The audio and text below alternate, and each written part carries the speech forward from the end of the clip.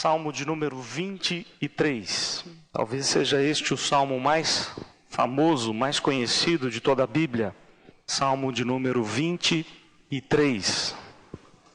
Todos acharam? Salmo 23. Nos diz assim a palavra do nosso Deus. Salmo de Davi. O Senhor é o meu pastor, nada me faltará. Ele me faz repousar em pastos verdejantes. Leva-me para junto das águas de descanso. Refrigera minha alma. Guia-me pelas veredas da justiça por amor do seu nome. Ainda que eu ande pelo vale da sombra da morte, não temerei mal nenhum, porque tu estás comigo. O teu bordão e o teu cajado me consolam. Preparas-me uma mesa na presença dos meus adversários. Unges-me a cabeça com óleo. O meu cálice transborda. Bondade e misericórdia certamente me seguirão todos os dias da minha vida, e habitarei na casa do Senhor para todo o sempre. Páscoa, ressurreição de Jesus, morte e ressurreição. Infelizmente, o verdadeiro significado da Páscoa é cada vez mais perdido no tempo.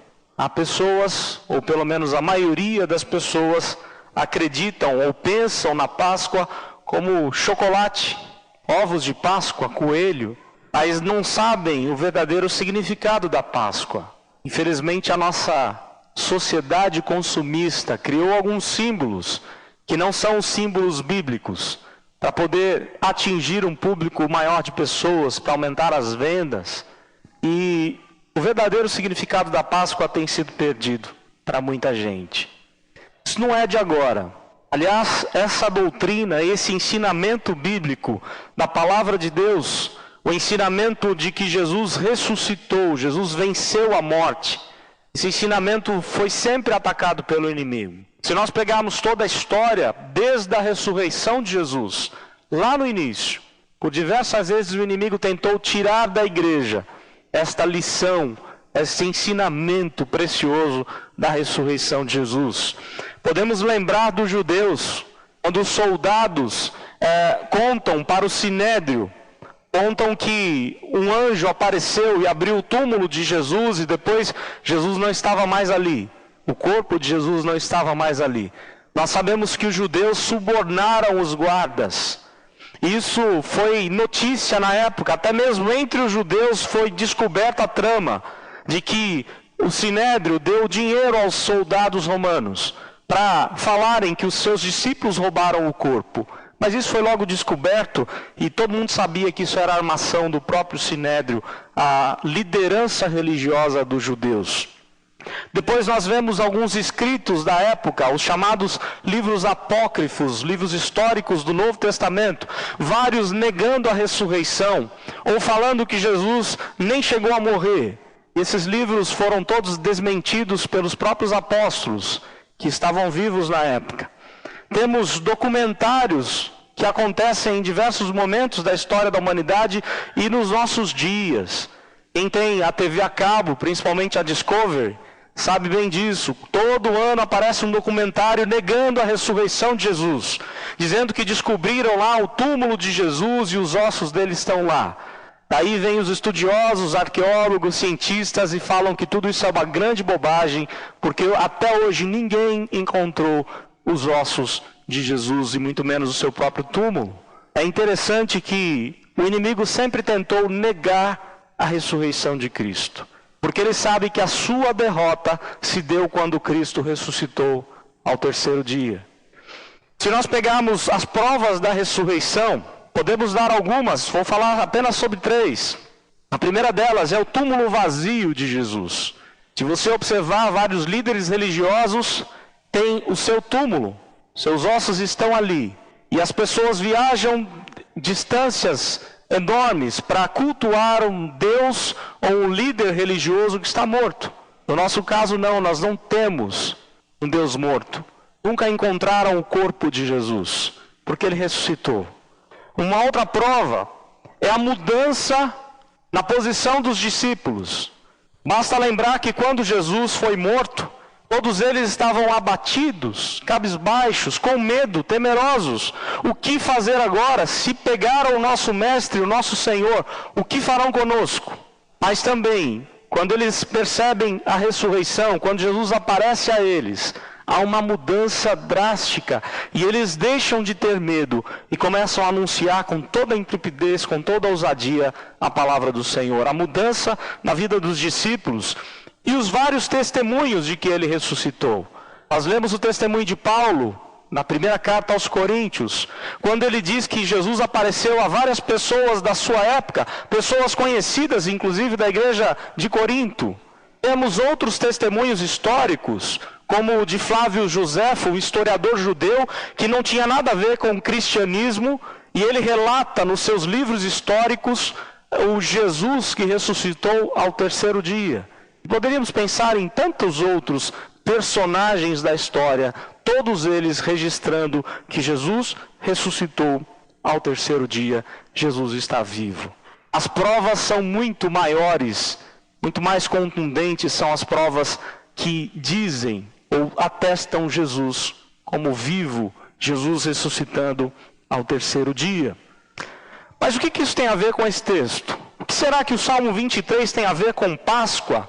O que será que o ensino do salmista Davi aqui, escrito há 1000 anos mais ou menos antes da própria morte de Jesus? O que será que o Salmo 23 tem a nos ensinar com respeito à Páscoa, com respeito à ressurreição, com respeito à morte e ressurreição de Jesus? Algumas lições são preciosas, mas antes eu queria fazer uma ligação bastante interessante. Eu confesso que eu nunca tinha percebido essa ligação, ou essa relação deste salmo, do Salmo 23, com um líder que é chamado Moisés. Não foi Moisés quem escreveu esse salmo, mas possivelmente Davi. Ao escrever esse salmo, Davi era pastor de ovelhas, mas há uma grande possibilidade de Davi ter pensado na liderança de Moisés no meio do povo de Deus. E ter escrito esse salmo baseado nas atitudes de Moisés, que eram semelhantes à atitude do próprio Deus para com seu povo. Há uma ligação muito interessante. Por quê? Porque quem libertou o povo de Deus lá do deserto, ou lá do Egito, foi Moisés. Moisés é chamado de o libertador. Foi Moisés quem tirou o povo de Deus no Egito. E algumas coisas interessantes. Moisés era ali então como um pastor para aquele povo. Se você ler o livro do Êxodo, no capítulo 12, você vai encontrar o dia da Páscoa, a instituição da Páscoa, que é a saída, a libertação do Egito. E há algumas coisas interessantes a partir daquele dia. Moisés, como libertador, ele prefigurou Jesus. Assim como Moisés libertou o povo de Deus lá no Egito, Jesus nos libertou do mundo, do pecado, da condenação, do próprio Satanás. Jesus é o nosso libertador. Mas há algumas semelhanças de Moisés como um pastor. E é claro, esse pastor a quem Davi se refere é o próprio Messias, o próprio Cristo. É interessante algumas semelhanças, porque Moisés, servindo como pastor, ele guiou o povo de Deus pelo Mar Vermelho e pelo deserto. E a palavra aqui diz que o pastor é quem guia. Moisés guiou o povo de Deus através do Mar Vermelho e do deserto. Moisés também supriu toda a necessidade do povo de Deus.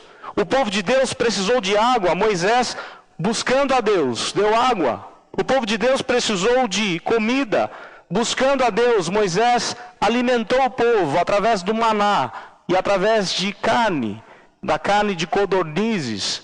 Moisés supriu essa necessidade. Moisés provou também, ou proveu um meio do povo de Deus para cultuar a Deus. Moisés foi quem instituiu o tabernáculo, a chegada do povo com Deus. Moisés protegeu o povo de Deus dos inimigos. Moisés foi sem dúvida alguma um pastor que guiou o povo de Deus e deu ao povo de Deus tudo aquilo que o povo precisou na sua caminhada. O que isso tem a ver com Páscoa? O que isso tem a ver com esse texto? Tem a ver que o nosso pastor, que é Jesus, o Messias esperado, o Messias proclamado aqui por Davi, o nosso pastor é um pastor que está vivo. E este pastor, ele esteve com Moisés durante muito tempo. Ele esteve com Davi naquele tempo. Ele esteve com a igreja na sua fundação. E Ele está hoje conosco. Porque Ele é o mesmo hoje e sempre será o mesmo.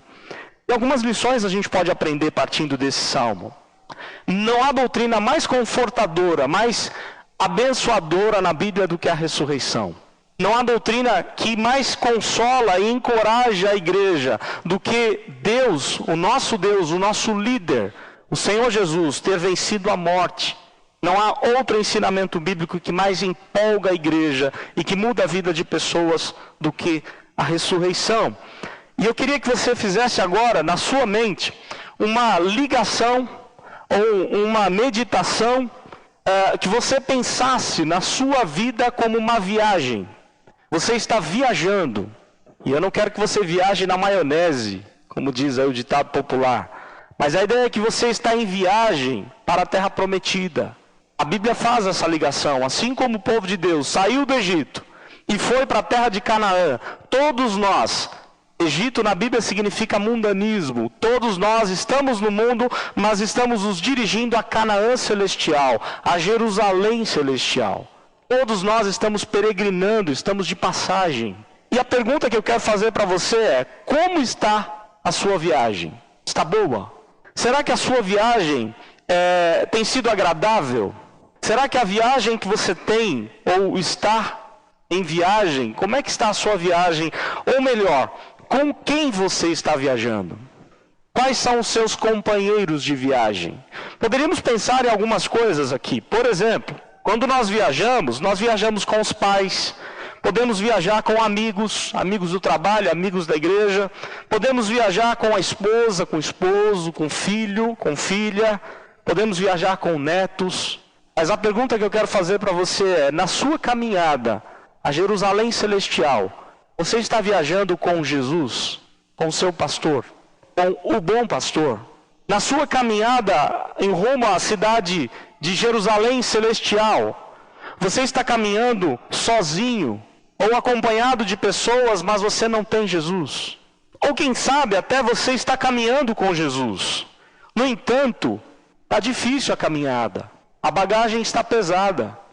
Aliás, pensando ainda em viagem, quando você viaja, o que você leva na mala? Que bagagem você leva quando viaja? Levamos roupas. Aliás, algumas pessoas levam muita roupa. Quando tem acampamento aí de jovem, adolescente, até mesmo das crianças, eu sei que a liderança das crianças nesses fins de semanas passadas estavam dizendo: olha, maneira na roupa, maneira na mala. Porque a tendência nossa é levar coisas que nós não vamos usar. E nós fazemos uma mala para passar um mês. Porque levamos roupas, levamos sapatos.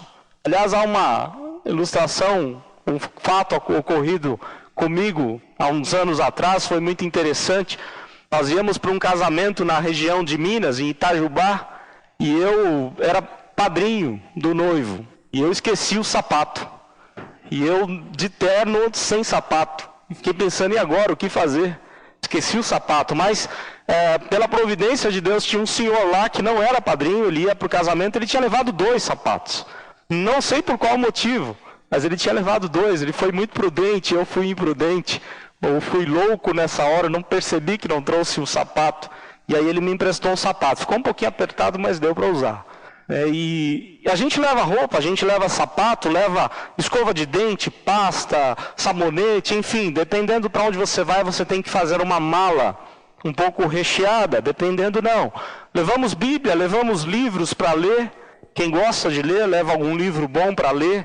Mas pensando um pouco na sua viagem espiritual, as suas caminhadas para Jerusalém celestial, a bagagem está pesada? Será que está difícil de segurar? Quem sabe você está carregando nessa bagagem algum problema de saúde. Está difícil. Quem sabe você está carregando um desemprego ou uma vida profissional que você não está almejando para a sua vida. Quem sabe você está carregando frustrações, mágoas, desentendimentos, desapontamentos. Quantas coisas a gente pode carregar dessa vida e que vai fazer muito mal a gente? Mas quando a gente pensa no nosso pastor, quando a gente pensa no pastor que ressuscitou em Jesus, e nós colocamos todas as nossas dificuldades aos pés de Jesus, a viagem fica muito mais prazerosa. A viagem fica difícil, sim, mas com muito mais prazer, com alegria. E é isso que o salmista Davi está ensinando a gente aqui. Eu queria falar um pouquinho sobre algumas bagagens que muitas vezes nós levamos na nossa vida e que, se deixássemos aos pés de Jesus, ele aliviaria. Aliás, existe um livro bastante interessante sobre isso, de um autor chamado Max Lucado, Aliviando a Bagagem. É uma análise desse salmo de uma maneira bem interessante. Coisas que nós deveríamos deixar aos pés de Jesus. E nós carregamos a vida inteira. A primeira coisa que às vezes levamos na nossa bagagem é a falta de confiança em Deus. Por quê? Porque muitas vezes nós desconfiamos de Deus. Muitas vezes nós não temos a noção do quanto Deus pode fazer em nossa vida. Muitas vezes nós não entendemos que o plano de Deus é abençoar o seu povo, é ter relacionamento com o seu povo. Deus quer ter comunhão conosco. Deus é um pai que quer ver cada um de nós bem-sucedido. E muitas vezes nós desconfiamos de Deus. Muitas vezes o povo de Deus, na história, durante toda a história da humanidade, muitas vezes o povo de Deus desconfiou de Deus. Interessante que o salmista Davi, ele inicia o salmo dizendo: o Senhor é o meu pastor. Davi poderia ter escrito esse texto de uma maneira um pouco diferente. Por exemplo, você imaginou se Davi tivesse escrito: o El Shaddai é o meu pastor? El Shaddai é o nome de Deus que significa o Deus Todo-Poderoso. Seria legal, não seria? O Deus Todo-Poderoso é o meu pastor. Você vai chegar segunda-feira para as pessoas e vai dizer: eu tenho um Deus Todo-Poderoso. Não é legal? Não é imponente? O meu Deus é o Deus Todo-Poderoso. Talvez Davi pudesse ter escrito: o El Elyon, o Deus Altíssimo, o Deus que está exaltado, Ele é o meu pastor. Davi poderia ter escrito: o El Olam, o Deus Eterno, o Deus Eterno é o meu pastor. Davi poderia ter escrito: o Adonai, o soberano, aquele que domina sobre todas as coisas, Ele sim é o meu pastor. Ou Davi também poderia ter escrito: o Elohim, o Deus Criador, o majestoso Criador, aquele que sustenta a sua criação. Davi poderia ter usado muitos atributos de Deus para falar de Deus como seu pastor. Mas ele não faz. Ele usa o nome de Deus. Ele usa Yahvé, Senhor. Se você não está na sua versão, provavelmente aí na sua Bíblia, Senhor está, todas as palavras da palavra Senhor está em letra maiúscula. Quando isso acontece é Yahvé, o Deus fiel, o Deus imutável, o Deus da aliança. Ele é o meu pastor, é isso que Davi está dizendo. Davi não está confiando em si mesmo, Davi está depositando confiança em Deus. Davi está acreditando de que Deus está com ele. Quantas vezes nós precisamos lembrar disso?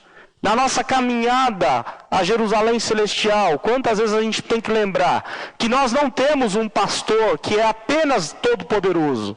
Nós temos um pastor que, além de ser o todo-poderoso, o soberano, o altíssimo, o Deus Criador, nós temos um Deus de relacionamento, de fidelidade. A ideia do nome Senhor ou Yahvé aqui representa a fidelidade. Deus se casou conosco. Deus casou-se com o seu povo e Ele é imutável, Ele não muda. Deus não muda, Ele não se arrepende, Ele não se abate, Ele nunca é pego de surpresa. Este é o Deus que nós servimos, ou a quem devemos servir. É este que é o Senhor, o pastor. Davi diz: o Senhor é meu pastor, nada me faltará. Talvez você precise jogar fora da sua bagagem, da sua mala, a falta de confiança em Deus. Talvez você tenha que jogar fora da sua bagagem a autoconfiança, confiança em si mesmo. Quantas vezes nós confiamos em nós mesmos? Quantas vezes nós achamos que somos responsáveis o bastante, ou somos sábios o bastante para tomar decisões? Principalmente quando somos mais jovens, não é verdade? Quantas vezes nós achamos que, se eu namorar com tal fulano de tal, ou fulana de tal, aí sim vai dar tudo bom, né? Quantas vezes a gente acha que a nossa escolha é melhor do que as escolhas de Deus, ou são melhores do que as escolhas de Deus? Quando você olha para esse texto, você vai descobrir que não é bem assim. Davi está dizendo o seguinte: o Senhor é meu pastor, eu preciso de pastor. E pensando um pouco na vida de uma ovelha, a ovelha é um ser tão indefeso. Apesar de ser um pouco irritada, o bicho, a ovelha, o animal, ele é tão indefeso. Ele não tem garras, não tem presas, não mordem, não correm, não sabem se defender. E por isso Davi faz uma seguinte comparação: nós somos como ovelha nas mãos de Deus. Nós precisamos de um pastor. Sem um pastor nós estamos perdidos. Interessante que nós vivemos aí numa época de autoconfiança. Alguns exemplos nós costumamos dar, como por exemplo, o Titanic. O que o engenheiro, construtor do Titanic disse mesmo? Nem Deus afunda esse navio. O navio está onde? No fundo do mar. Podemos lembrar de John Lennon, quando disse, na época dos Beatles, que os Beatles eram muito mais conhecidos do que Jesus. Depois de algum tempo, este homem foi morto. Aliás, John Lennon falou uma outra besteira numa das músicas tão cantadas por aí: imagine um mundo sem Deus. O mundo sem Deus é caos, é anarquia. E é o que aconteceu com ele. Foi morto pelo próprio fã. Podemos pensar em outros líderes como Tancredo Neves. Nem Deus me impede de subir a rampa. E Tancredo Neves experimentou a morte porque brincou com Deus, porque foi autoconfiante demais. Podemos pensar naquela jovem lá de Campinas, quando foi sair com os jovens, carro lotado, todo mundo bêbado, e a mãe: vai com Deus, ela só se Deus for no porta-mala do carro. E o carro teve perda total, todos os jovens morreram, e o bombeiro que atendeu a ocorrência ficou espantado que no porta-malas a caixa de ovo ficou intacta, nenhum ovo se quebrou. Autoconfiança demais. Nós temos muita autoconfiança. Devemos depender mais de Deus. Devemos nos colocar como ovelhas indefesas, fragilizadas. Aliás, no nosso ministério, sempre quando tem visita em hospital, principalmente em UTI, como é bom, acontece algo na nossa mente. Quando a gente entra num lugar desse, parece que cai a ficha. E a gente começa a perceber que não é nada, que é tão frágil. E a gente começa a ver quantas pessoas estão se achando demais, estão se achando autossuficientes demais. Quantos jovens se acham fortes demais para tomar as suas decisões. Mas e os hospitais? Tem tanta criança, tanto jovem, tanto adolescente, pessoas de todas as idades. E ali nós reconhecemos o quanto somos fracos, o quanto somos tão frágeis, o quanto precisamos de um pastor. O que você está levando na sua viagem?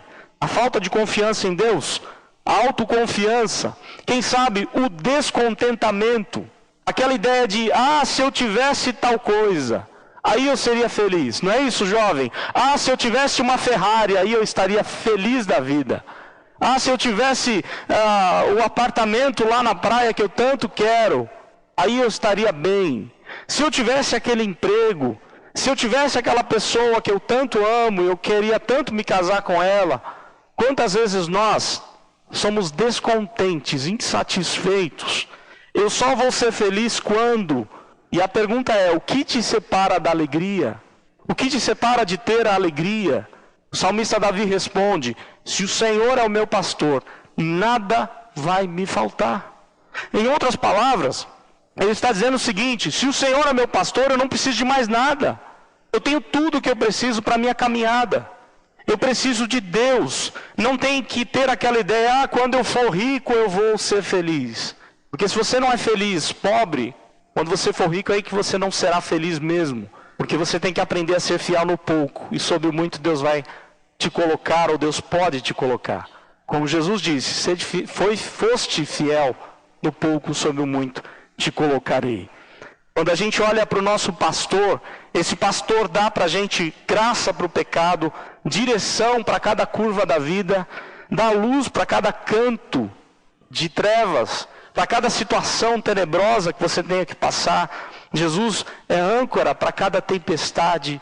Jesus, o nosso pastor, é aquele que cuida da gente. Mas quantas vezes somos descontentes, temos falta de confiança em Deus, temos autoconfiança demais, somos descontentes, ou quem sabe o cansaço está na sua bagagem. Quem sabe você está cansado demais. Interessante que, se você observar entre os animais ou no reino animal, os gatos dormem e dormem muito. Não é isso? Quem tem gato sabe disso. Gato gosta de dormir. Cachorro também gosta de dormir. Os ursos, então, nem se fala, hibernam. No inverno, os ursos hibernam. Por isso foi fácil de manter a arca, né? Vários animais hibernando e Noé lá na arca, fácil, não vai precisar de tanta comida. Eles estão num local escuro e frio, embaixo da água, no barco, mas na parte inferior da arca. É fácil, os animais vão dormir o período todo do dilúvio. Os animais, eles têm facilidade de dormir, mas tem um animal que tem dificuldade de dormir, que é a ovelha. Se ela estiver correndo algum perigo, ela não dorme. Interessante que o salmista Davi diz assim: Ele, o bom pastor, o Senhor, Ele me faz repousar em pastos verdejantes. Se tiver algum probleminha com a ovelha, ela não vai dormir. A ovelha, se tiver com fome, ela não dorme. Se tiver correndo perigo, ela não dorme. Se tiver uma briga no meio do rebanho, ela não dorme. Se tiver inseto perto dela, ela não dorme. Aliás, ela se irrita demais e muitas vezes tem que jogar óleo nas suas narinas, porque senão ela pode bater com força o focinho de tanto irritada que fica e vem a morrer. E a ovelha, então, é muito semelhante a gente. Como a gente perde o sono fácil? Como a gente vive cansado? Às vezes com insônia, por conta dos problemas da vida, por conta das dificuldades que nós temos que enfrentar. Mas se nós lembrarmos que temos um pastor e que esse pastor ressuscitou, ele está vivo. Esse pastor tão prometido por Davi, por esse texto, esse pastor tão esperado de Davi e de tantos outros, ele veio e ele está vivo. E é ele quem leva para junto das águas de descanso. É ele quem refrigera a alma. Talvez há na sua bagagem, além do cansaço, talvez há na sua bagagem as preocupações da vida. Quem sabe você está ansioso, preocupado com os problemas que você tem que enfrentar. Talvez você esteja passando por uma ansiedade tão séria. E a ansiedade causa pressão alta, problemas cardíacos, cegueira, enxaquecas, tireoide, gastrite e muitos outros males. Tudo porque você não aprendeu a se quietar nos braços do seu pastor. Tudo porque nós muitas vezes não aprendemos a colocar as nossas preocupações e deixar que o nosso pastor guie a nossa vida. Porque o texto diz isso, ele vai dar água para a gente, água de descanso. Você imaginem colocar uma ovelha num rio forte. A ovelha vai morrer afogada, a lã vai pesar. O pastor tem que guiar a ovelha num rio tranquilo, águas de descanso. Você imagine o pastor refrigerando a alma, guiando pelas veredas da justiça, por amor do seu próprio nome, o nome fiel. Por isso o texto fala de um pastor que guia. E é interessante essa ideia do guiar aqui. Esse verbo guiar, ele não só diz que o nosso pastor vai à nossa frente, vai abrindo o caminho, vai livrando o rebanho do perigo, como também esse pastor vai dando a direção, vai dizendo, olha, é por aqui que anda, é por aqui que vocês vão se dar bem. O pastor faz isso com a ovelha, o nosso pastor faz isso com o seu povo. Se nós deixarmos Jesus guiar a nossa vida, nós não vamos precisar nos inquietar com o dia de amanhã. Talvez você esteja pensando, mas amanhã é segunda-feira, eu tenho tantas lutas para enfrentar no meu trabalho, eu tenho tanta dificuldade lá na escola, eu vou ter uma prova dificílima, eu vou ter pessoas difíceis para lidar, quem sabe até na minha própria família, teria uma semana tão difícil. Mas a palavra de Deus diz que a gente tem que confiar no nosso pastor e que esse pastor está vivo, esse pastor ressuscitou. E ele guia o seu povo aos pastos verdejantes. Ele dá água, ele dá alimento, ele dá tudo aquilo que o povo precisa para a caminhada. Quais são as bagagens da sua vida? Falta de confiança em Deus? Autoconfiança demais? Descontentamento? Insatisfação? Cansaço? Preocupação? Poderíamos pensar em outras mais, como mágoas, falta de perdão, desafios, desilusões, enfim, feridas não curadas. Quais são as bagagens que você tem levado na sua viagem? Eu queria dizer para você, nunca esqueça que o seu pastor, se o seu pastor for Jesus, o seu pastor venceu a morte. Se você observar no boletim, eu inicio a mensagem dizendo o seguinte, dá-se jeito para tudo, não é isso que dizem? Menos para a morte. Mas Jesus foi o único que venceu a morte. Por isso ele mesmo chegou a dizer: no mundo tereis aflições, mas tende bom ânimo, eu venci o mundo. Jesus venceu o mundo, Jesus venceu a morte, Jesus está vivo, você não está sozinho na sua caminhada. Essa é a mensagem de Deus ao Apocalipse, ou através do livro do Apocalipse. Deus está no meio do seu povo, Deus encoraja o povo, Deus vive no meio dos candelabros da igreja. Deus é um Deus presente, é o Emanuel, porque Jesus ressuscitou e jamais nos deixará. Ele diz: eis que estarei convosco todos os dias até a consumação dos séculos. Que Deus nos ajude a crer nesse Senhor. Que Deus nos ajude a crer de que Jesus, o nosso pastor, está vivo. E não importa quais sejam as suas lutas, talvez seja uma enfermidade, mas Ele está com você. Aliás, de manhã nós falávamos um pouco sobre isso, dizendo que Deus nunca prometeu livrar a gente de todos os problemas. Mas Ele promete em vários lugares na Bíblia a estar conosco no problema. Foi isso que Ele fez com Sadraque, Mesaque e Abed-nego. Ele esteve com eles lá na fornalha. Eles não foram livrados da fornalha. Primeiro eles tiveram que ser jogados na fornalha. E Deus esteve ali com eles. E assim, a partir disso, eles tiveram a libertação daquela fornalha. Jesus está conosco em todo o tempo. Ele é o nosso bom pastor. Por isso nós podemos declarar com Davi: se o Senhor Jesus, aquele que ressuscitou, se o Senhor Jesus é o nosso pastor, nada vai nos faltar. Nós temos tudo o que precisamos para viver bem com Ele. Por quê? O salmista termina dizendo: bondade e misericórdia certamente me seguirão todos os dias da minha vida, e habitarei na casa do Senhor para todo sempre. O texto ainda é mais forte do que foi colocado aqui. O texto diz assim, no literal: bondade e misericórdia certamente me perseguirão.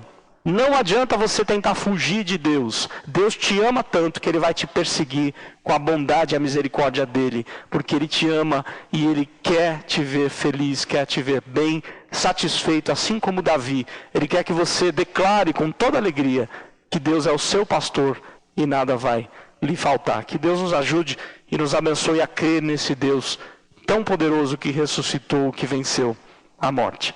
Nós vamos cantar um cântico, ou vamos repetir um cântico. Vem o Senhor minha vida oferecer, pode ser? Enquanto isso, se você tem algo a colocar na presença de Deus, nós já colocamos